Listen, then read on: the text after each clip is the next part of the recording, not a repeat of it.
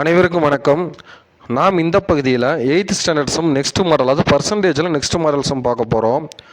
ஓர் எண்ணின் மதிப்பை 25% குறைத்தால் 120 கிடைக்கிறது எனில் அந்த எண்ணை காண்க. ஓர் எண்ணை 25% குறைச்சிட்றாங்க. குறைச்சா என்ன விடை கிடைக்குதாமா? 120 கிடைக்குதாமா? அப்படின்னா அந்த எண் என்ன அப்படின்னு கேட்குறாங்க. அப்போ ஓர் எண் நம்ம என்னென்னு வச்சுக்கிறோம், எக்ஸு. அந்த எண்ணிலிருந்து 25% குறைக்கிறதுனால 25x/100ன்னு போட்டுக்கிறோம். இங்கே எப்படி 25/100 வந்துச்சுன்னா 25% நம்ம சாதாரணமாக மாற்றிக்கிறோம். 25/100ன்னு எழுதிக்கிறோம். அந்த எண்ணிலேருந்தே குறைக்கிறதுனால அது 25xன்னு வச்சுக்கிறோம். அப்போ x minus 25x/100 equal to என்ன எண் கிடைக்கிது? 120ன்னு கிடைக்கிது. அந்த எண்ணை எழுதிக்கிறோம். இப்போ பார்த்தீங்கன்னா எல்சிஎம் எடுப்போம், குறுக்கு பெருக்கல்.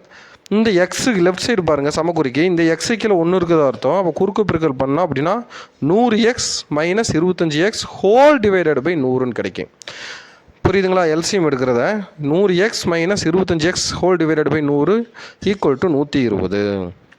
இப்போ பாருங்கள், அந்த 100xலிருந்து 25xை கழிச்சோம் அப்படின்னா நமக்கு 75x கிடைக்கும்.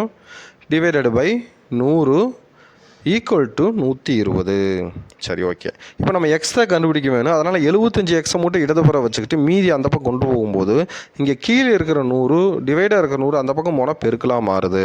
அப்போ 75x ஈக்குவல் டு 120 இன்ட்டு 100.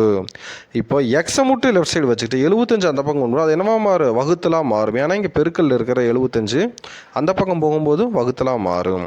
அப்போ 120 இன்ட்டு 100 பை 75. இதான் 5ஆம் வாய்ப்பாடிலையும் 3ஆம் வாய்ப்பாடிலையும் சால்வ் பண்ணால் நமக்கு என்ன கிடைக்கும்? x ஈக்குவல் டு 160 அப்படின்னு கிடைக்கும். சரிங்களா? நீங்கள் சால்வ் பண்ணி பாருங்கள், 160ன்னு கிடைக்கும். நன்றி. இந்த மாதிரி சம்ஸ் எக்ஸாமில் வரும், நீங்கள் கொஞ்சம் கவனமாக பார்த்து போடுங்க. நன்றி.